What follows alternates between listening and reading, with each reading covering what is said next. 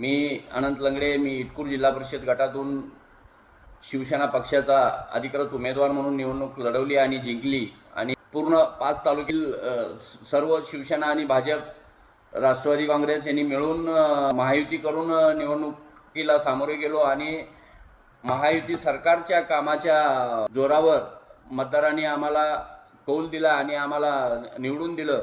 तरी मला एक सांगावं असं वाटतं की आम्ही निवडून आलेले सदस्य म्हणून आणि आम्हाला ज्यांनी निवडून दिलं त्या मतदाराची भावना आहे की महायुती म्हणूनच आपण जिल्हा परिषदमध्ये सत्ता स्थापन करावी आणि आम्ही असंच आमचं मानस आम्ही पक्षश्रेष्ठीकडे माननीय एकनाथ शिंदे साहेब आणि पालकमंत्री साहेब यांच्याकडं आम्ही ते ठेवणार आहोत आणि त्यांचे जसे आदेश येतील त्याप्रमाणे आम्ही जिल्हा परिषदमध्ये सत्ता स्थापनेसाठी आम्ही सामोरे जाणार आहोत।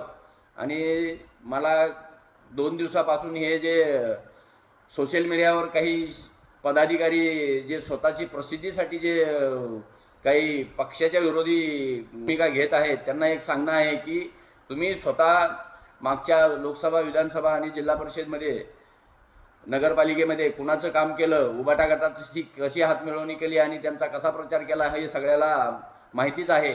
आणि ते ज्या नेत्याचं सांगतात त्या नेत्यांनी विधानसभेत, नगरपालिकेत, जिल्हा परिषदमध्ये शिवसेनेच्या विरोधी उमेदवारांना रसद पुरवून आपल्या उमेदवारांना कसं अडचणीत आणता येईल याचे प्रयत्न केले। तरी त्यांनी आम्हाला काय करायचं त्यांनी आम्हाला शिकवू नये। आमचे नेते माननीय शिंदेसाहेब, पालकमंत्री साहेब आणि आपले संपर्क प्रमुख साळवी साहेब आणि आपल्या जिल्हा प्रमुख अजितदादा पिंगळे यांचे आदेश जसे येतील त्याप्रमाणे आम्ही जिल्हा परिषदमध्ये सत्ता स्थापनेसाठी जाऊ।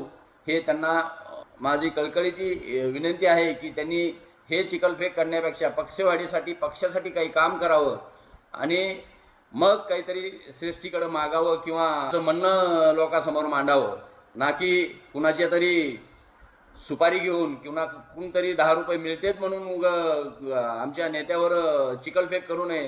त्यांना समजायला पाहिजे की आपल्या जिल्ह्याचे पालकमंत्री सरनाईक साहेब आहेत, आपले संपर्क प्रमुख साळवी साहेब आहेत आणि नूतन जिल्हा प्रमुख आपले अजितदादा पिंगळे आहेत। त्यांच्या विरोधात काहीतरी बोलून स्वतःची प्रसिद्धी करून घेण्यापेक्षा पक्षाचं काम करून पक्षवाढीसाठी काम करावं ही त्यांना विनंती करतो।